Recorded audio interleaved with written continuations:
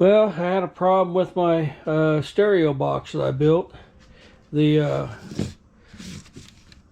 radio that I had in it is the one I hooked up backwards and blew the diode, and I repaired it.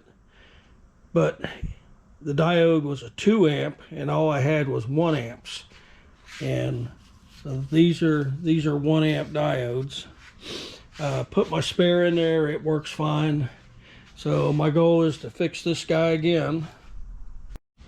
And I went through all these circuit boards and I cannot find any 2 amps. So I guess what I'm going to do is put a 1 amp back in there and then test it and just run it with a 1 amp and just kind of keep my eyes out for a 2 amp.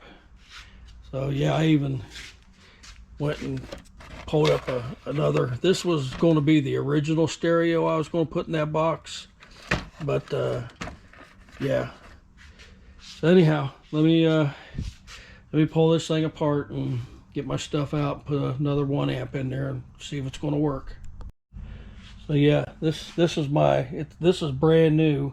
I just pulled it out of the box. So all the wiring and everything's correct in there. So the problem is in the radio itself. So we'll fix that, throw it back in there, put my new one back in the box for my spare, and see what happens.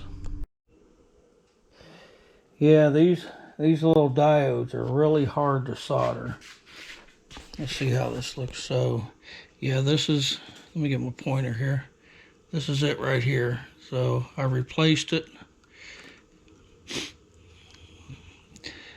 I checked the old one and it reads good. And the only thing I was questioning is may have been a bad solder joint on it. So I'm going to put this back together and we'll slap it in there and see if it works.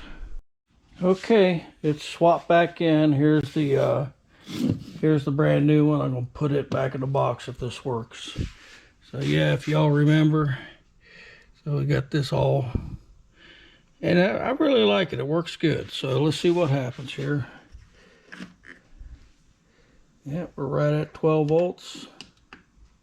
Hey, that's what it was, a bad solder joint. So now, yeah, I got to reprogram it now, but it's working. It's synced up to my phone. So yeah, I'll reprogram this tomorrow. But yep, got the old one back in there repaired, and I'll put my new one back away.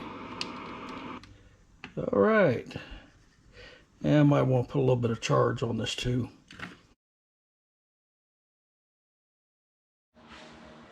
Well, I just thought I'd show you. I did not let that floor jack go to waste completely.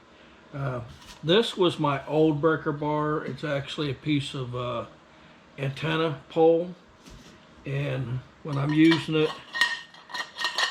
yeah, usually I use it all the way down like this. But yeah, so this was the jack handle.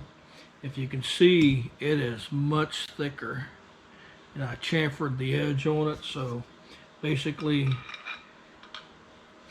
the ratchet fits right in there, and it's almost like a torque wrench.